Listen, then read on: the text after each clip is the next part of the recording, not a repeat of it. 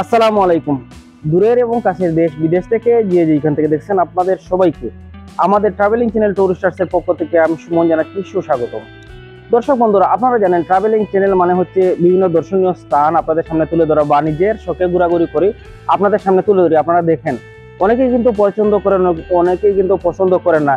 সেটা হয়তো বা দুই একজনের পছন্দ নাও করতে পারে। তাছাড়া কিন্তু যেগুলো আমি শখের মধ্যে বসে করে থাকি, ঘোরাঘুরি করি, কিন্তু কিছু কিছু বিষয় আছে যে আপনাদের উপকারে আসে, সেইগুলো কিন্তু তুলে ধরার চেষ্টা করি। গত একটি পর্বে আপনাদেরকে দেখেছিলাম কুয়েতের বিভিন্ন সমসাময়িক বিষয় নিয়ে তুলে ধরেছিলাম এবং আপনারা সাড়া দিয়েছেন, দেখেছেন।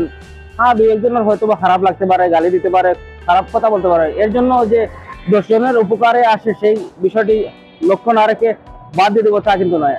আজকেও কিন্তু এইরকম কিছু বিষয় নিয়ে আপনাদের সামনে হাজির হয়েছি। কুয়েত সম্বন্ধে আপনাদের সামনে তুলে ধরবো যে আগামীতে খাদেম আকামা কিভাবে পরিবর্তন করে শোন করা যাবে। তাছাড়া কুয়েতে যারা ধরা খেয়েছেন বা আকামা নেই, তাদের ধরলে কি করা হবে না হবে, এই বিষয় নিয়ে বিস্তারিত আপনাদের সামনে একটু পরে ধীরে ধীরে তুলতে যাচ্ছি। তাহলে দর্শক বন্ধুরা, চলুন আমরা মূল পর্বে চলে যাই।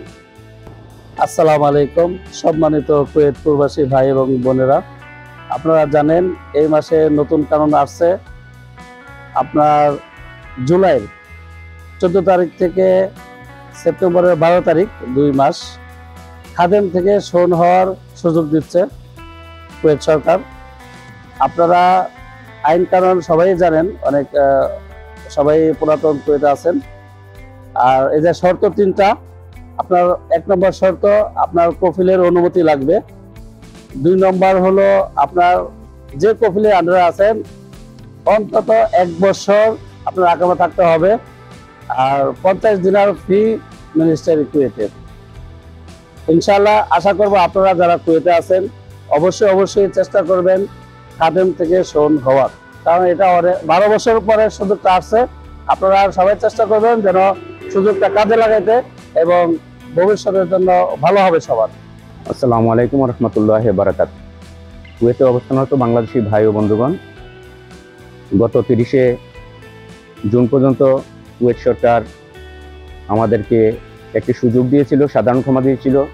আমরা যারা যাই নাই তারা তো হয়তো ভুল করেছি, তবে যারা যাই নাই তারা সতর্ক থাকবেন।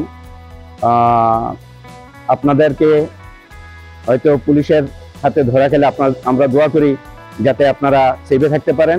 তবে ধরা খেলে কিন্তু এদেশে যে কানুন, জিসিসি কান্ট্রিতে 5 বছর ঘুরতে পারবেন না, কুয়েতে আজীবন ব্লক। তো আপনারা সতর্ক থাকবেন।